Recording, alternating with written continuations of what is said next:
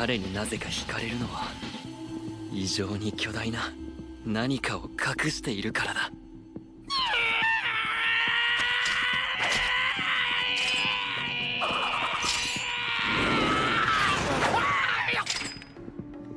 ああ、あなたはもう結構です。I'm literally gonna wait for you. And I see you're gonna be like, nah, I'm not gonna like it. I'm just keep watching. Just subscribe. And you think the clip gonna cut right here, but it's not, because I'm still waiting for you to click that like button.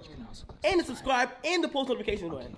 This season has been a pretty interesting season, and not because there's a bunch of good anime all over the place, but mostly in that it's been a very hit or miss type of season. The usual suspects are doing good. You've got My Hero Academia cooking, you've got Oshinoko cooking, you've got Wistoria cooking, and you've got a few more anime that are cooking, of which I'm really excited to talk about. But also, there are a lot of anime that we thought were going to be hits that ended up being misses. Like for one, I'm just letting you know, I'm not gonna talk about the Deer anime because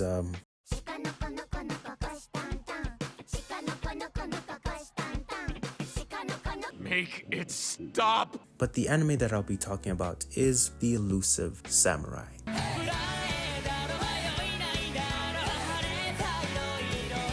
So when I first heard about this anime called The Elusive Samurai, I was not sure about it because I didn't know anything about it, and as such I decided to basically give it a chance. And what I found out was this anime would soon become one of my favorite anime of this season, not only because it's, well, a hidden gem, but the fact that it's probably the most fun anime that I've watched this season. And that's saying something because there's a few bangers out, but in terms of the new anime, I think that it's number one. But of course, for me to tell you why I think this anime is so awesome, well, I have to tell you what the anime is about. So basically what happens is we follow the journey of Tokiyuki, Hojo. You know I like someone if I can say their surname. Basically, Tokiyuki goes through a tragedy in that his family is betrayed and they go through a huge massacre. One of their retainers, so to speak, happened to set them up. And what happens is that they tried to eliminate everybody from his clan. But fortunately for him, he was able to escape. Side note, when I first saw Tokiyuki, I actually thought he was a girl, but it turned out that he's a boy. This sounds weird, of course, don't put me on a list, but it kind of looked initially like that type of story where it's like Mulanish, a character who's dressed up as a boy but just happens to be a girl, mainly because of the disinterest that Tokiyuki just had within his family, because he's technically an heir. But based on his interactions with everything in the first episode, I just thought that he just didn't care, mainly because he knew that, well, I'm not really a boy. But it actually turns out that he was a boy. Weird side note, but I just had to say it. So they're actually looking for Tokiyuki because he's the heir, but luckily for him, he gets saved by a very weird future seer slash monk slash I don't know what he is from the Suwa clan, in that he's basically able to help Tokiyuki escape, but also tells Tokiyuki that he will become a great hero. And this is very interesting because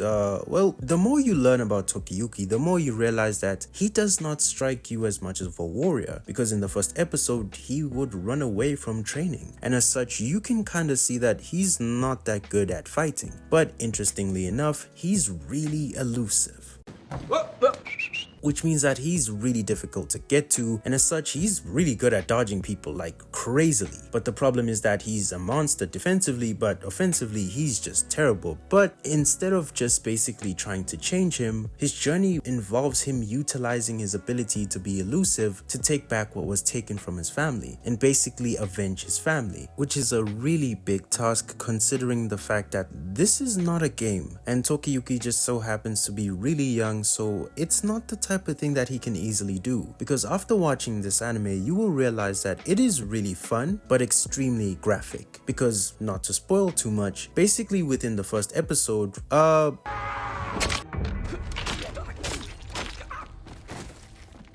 yeah, a lot of people obviously get betrayed, but also people get beheaded and a lot of other things, including Tokiyuki's brother. So you can kind of see how he has the motivation to basically take back what was his and avenge his family, but also you understand just how dangerous of an environment it is. And that is essentially the premise of the anime. It's just Tokiyuki taking back what was taken from him and avenging his family. So throughout the anime, we see Tokiyuki basically developing his skills, because the interesting premise of this anime is that because he's so elusive, they want to utilize his ability of being elusive to the point that they can't really change too much of his other aspects, because if he did, it would affect his elusiveness, which therefore means that he needs help. And this is where he gains his retainers, which is essentially a big premise throughout the anime, in that he can't do these things alone, and as such he's building his own group of people who will basically fight for him, but he also wants to fight as well. And watching this is pretty interesting because it's actually kind of realistic, which this anime does a lot in basically taking a lot of historical aspects of Japan and applying them to the story, in that you see that Tokiyuki actually has to build a relationship with certain people. Yes, certain characters are obligated to work for him because of his family connections, but he has to show himself to be a good leader, in that he's able to earn their trust and respect to basically prevent what happened to his family. And this is where this anime shines, because it's pretty cool to see a character who understands their weaknesses and understands that they can't do everything by themselves, but also seeing the other characters understand this and still see him as this leader is really awesome, because he's really bad at fighting, like really bad. He needs the protection, but because he's so weird when he fights, it kind of just pumps up everybody who's around him. He's just so happy in certain situations where he shouldn't be that it makes him seem so brave despite what he looks like. He's just so unassuming that you would not think he's like that, in that he's finding joy while dodging really deadly attacks. Like I said, his brother got beheaded. People aren't playing in this anime, but he's just so enthusiastic about that aspect of him, which is his dark side, so to speak, that other characters just can't help but want to follow him because he's a good leader and he leads by his actions and words. And this is the refreshing aspect to this anime. You know, like how certain cute characters have a dark side and then when they reveal it, they're really dark and then scary? Yeah, he's not like that. He's actually really joyful and happy. He's not fearful, he's enjoying the moment, but he understands what's going on. And when characters see this, they can't help but just fall for him because he's really cool, honestly speaking.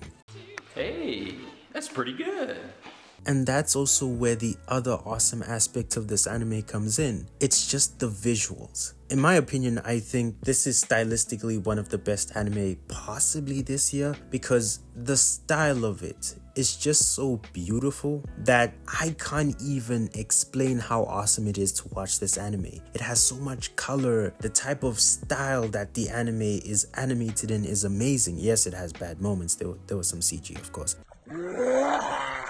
But it's got such an awesome glow to it, which is kind of similar to the character in himself, in that the anime seems to come alive with Tokiyuki. There's such a colorful aura about this anime and the visuals are so stunning. And mind you, this is even when there's blood drawn. You can see blood flying and it just looks so good. And also hearing some of the things that have happened behind the scenes, they've really worked hard to make sure that this anime stylistically is just beautiful, especially considering how dark the story gets, but also it's fun at times. You have the funny moments, but yet for it to be able to apply such awesome colors and animation in dark and also just happy moments is pretty cool and makes this anime very unique.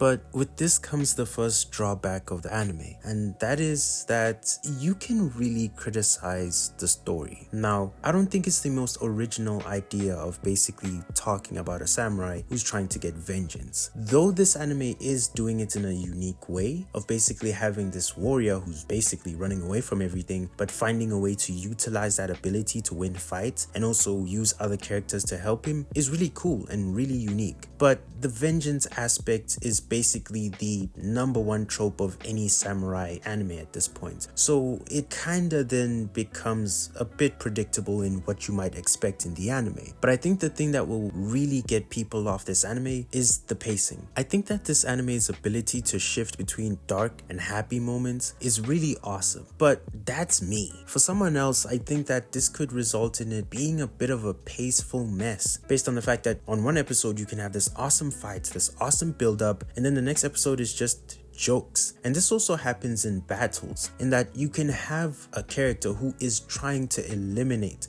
tokiyuki. But because tokiyuki's having so much fun, the contrast between someone being so serious and someone who's not being serious sometimes can put you off, because the characters in themselves are serious but then will kind of then match with tokiyuki. There's so much comedy around the situation that you're not so serious about them. Like, these characters are supposed to be portrayed as really dark and borderline evil characters. The things that they like to do is refer to these characters as demons, which is understandable because they're children. But with them being portrayed as these demons, you would want these characters to actually act like demons, and they do, because they do a lot of nasty things. But yet when they're around tokiyuki, there's this playful nature to them that comes out that is a bit weird. All of a sudden the stakes don't feel as big as they were before. Before you entered that interaction, you thought that this is potentially a battle that will result in one of them not making it. But then all of a sudden both of them make it, and then it's kind of like, well, that was anticlimactic, which is a problem that this anime has at times. But also another thing that kind of will rub people off the wrong way is tokiyuki, because though I like tokiyuki, he's essentially just running away from fights, and this means that he lacks a really important aspect to a certain character who's looking for vengeance, and that is conviction. Yes, he's seen as this monster who's basically smiling in the face of danger, but sometimes it's just too much. You want a reward for all of the stakes that were offered. These aren't good people, you've said it yourself, and as such you should act on it. But because his style is so elusive, it's like he doesn't really act on it. It's more passive. It's always going to be a part of his fighting style, and later onwards he learns to utilize this in another way, which I won't spoil. But besides that, there's nothing much really that I can say is really that negative about this anime. It's really good to watch. It's got a lot of interesting characters who have a lot of interesting stories, and they're very wacky and borderline sound like they're from someone's weird fever dream. So it's not afraid to play on the idea of having very wacky characters. It's not afraid of making fun of very serious moments, but also making you realize that some moments are serious, it's just that these characters aren't right in the head. So it's a really awesome anime, but I can also understand how people might not want to watch it because of some of the drawbacks that it has, because it doesn't take itself too seriously, because the character doesn't necessarily have that level of conviction that you would want from a character who's trying to avenge their family. But I really do think that this anime is a really good watch because it's got so much going for it. The only thing that I think it needs is just time, and it's pretty clear that this anime will need another season, which it will probably get, but it's an anime that is taking its time to tell its story. And if you're looking to basically invest your time in an anime that might be really special, then I'd be willing to bet on this anime because it's got something, but it's just gonna take time.